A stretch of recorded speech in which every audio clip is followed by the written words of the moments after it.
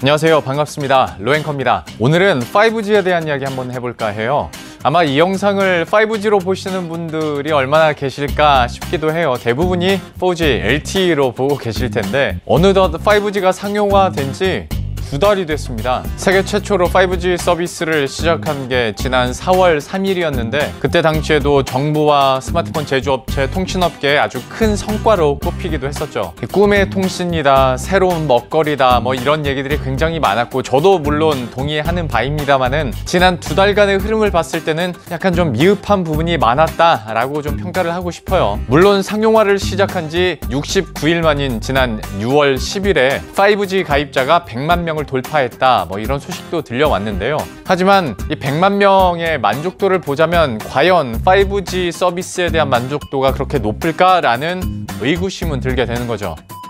사실 5G 통신 어떤 서비스의 질이랄지 아니면 네트워크 연결에 대해서는 예전부터 좀 불확실성이나 불안감을 내비치는 전망들은 많았습니다. 사실 현실적인 문제죠. 그러니까 4G, LTE 기지국들이 이미 다 갖춰져 있는 상태에서 5G 기지국으로 탈바꿈을 시켜놔야 되고, 그리고 기존의 기지국 수보다 훨씬 많은 기지국이 5G에서는 필요하기 때문에 서비스 초기에는 당연히 좀 연결상의 문제가 있을 수밖에 없고, 또 이런 서비스를 이용할 수 있는 지역도 주로 수도권으로 한정적일 수밖에 없었어요. 이 5G 주파수 특성상 직진성이 강해서 중간에 뭔가 장애물이 있으면 그만큼 간섭 현상이 더 크게 나타납니다. 그러니까 전파의 도달거리도 짧은 데다가 간섭 현상까지 많으니 그만큼 기지국 수를 더 촘촘하게 세워야 되는 게 맞긴 한데, 이게 전체적으로 한 번에 전 지역을 다 깔 수 있는 건 아니고 순차적으로 수도권을 중심으로 점차 넓혀가야 되는 상황이기 때문에 약간 제약은 있을 거라고 예상은 했었어요. 단순히 숫자로만 보더라도 지난 5월 8일을 기준으로 해서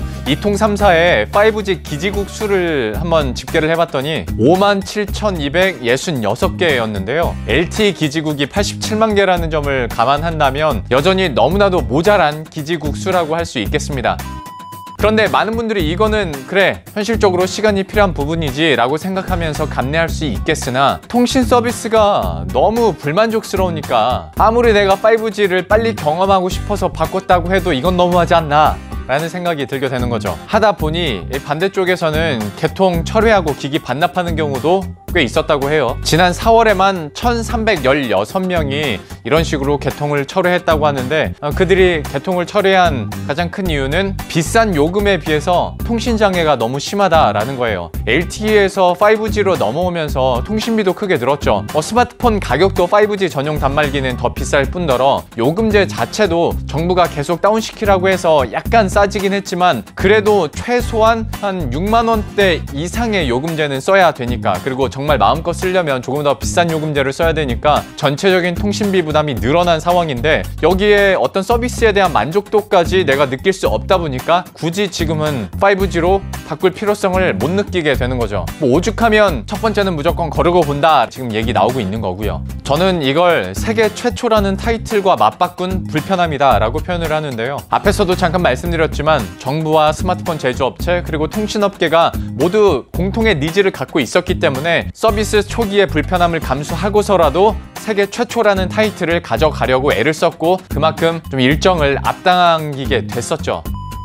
어떤 분들은 이런 말을 해요. 옛날 생각해보면 4G, 그 LTE 나올 때도 처음에 불편함이 되게 많았었잖아. 그때 당시에도 연결 통신 장애도 있었고, 그러다가 시간이 지나다 보니까 지금 우리가 LTE를 아무 불편함 없이 쓰는 것처럼 5G도 언젠가는 그런 날이 올 거야 라고 말씀을 하시는데요. 100% 동의합니다. 이 4G 시대가 열린 게 지난 2011년 9월이었는데 그때 당시에 최초의 LTE 스마트폰이 갤럭시 S2였어요. 지금 S10이 나왔는데 진짜 오래되긴 했죠. 그때 당시를 생각해보면 3G에 비해서 한 50배 빠른 4G LTE 광고 엄청 하면서 가입자들을 끌어 모았었는데, 4G LTE가 전국적으로 그 네트워크망이 다 구축된 게 2013년이었는데 그러니까 한 1년 반에서 2년 정도는 있어야 기지국이 다 깔린다라는 거죠. 그렇게 봤을 때 5G 기지국 구축도 전국적으로 네트워크망이 다 제대로 형성이 되려면 1년 이상은 걸리지 않을까, 혹은 길어지게 된다면 2년까지도 걸릴 수 있는 건데, 이 말인즉슨 만약에 지방에 사시는 누군가가 5G 스마트폰이 나오자마자 가입을 하고 샀다면 첫 번째 약정이 다 끝나기 전까지는 5G 서비스를 제대로 이용하지 못할 수도 있다라는 말이 되는 거예요.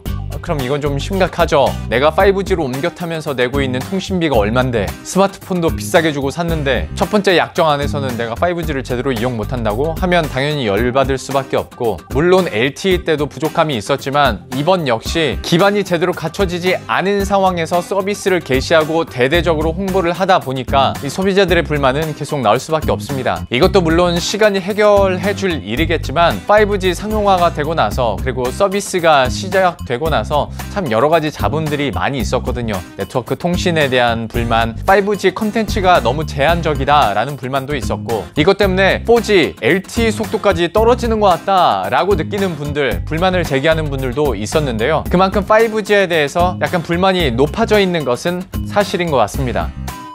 이런 5G에 대해서는 딱히 사실 답이 없어요. 계속 반복해서 드리는 말씀이지만 시간이 해결해 줄 문제이긴 한데, 어느덧 상용화가 시작한 지 2달이 됐기에 오늘 이 영상을 한번 만들어 봤습니다. 최대한 빠른 시점에 네트워크망이 다 구축이 돼서 5G로 갈아타신 분들도 좀 편리하게 이용하실 수 있기를 바라겠습니다. 그럼 저는 여기서 인사드리고요. 항상 말씀드리는 거지만 구독과 좋아요 한 번씩만 클릭해 주시면 매우 감사하겠습니다. 그럼 저는 다음 컨텐츠에서 다시 찾아뵙도록 할게요.